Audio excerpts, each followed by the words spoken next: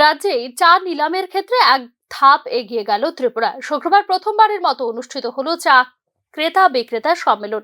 রাজধানীর একটি বেসরকারি হোটেলে আয়োজিত সম্মেলনে উপস্থিত ছিলেন মন্ত্রী শান্তনা চাকমা।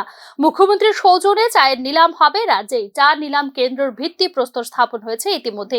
কিছুদিনের মধ্যেই শুরু হয়ে যাবে চা নিলাম। এতে উপকৃত হবেন ক্রেতা বিক্রেতা উভয়ই বলে এদিন জানিয়েছেন মন্ত্রী শান্তনা চাকমা।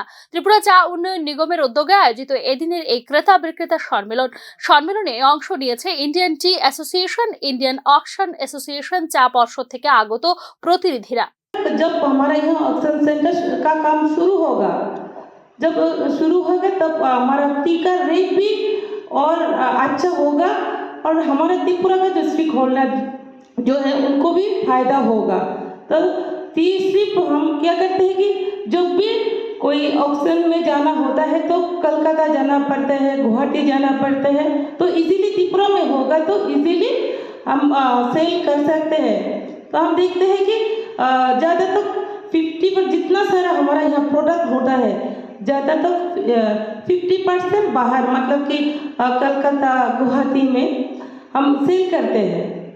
तो अभी बाकी जो 50% जो है तो त्रिपुरा का लोकल मार्केट में सेल हो जाता है।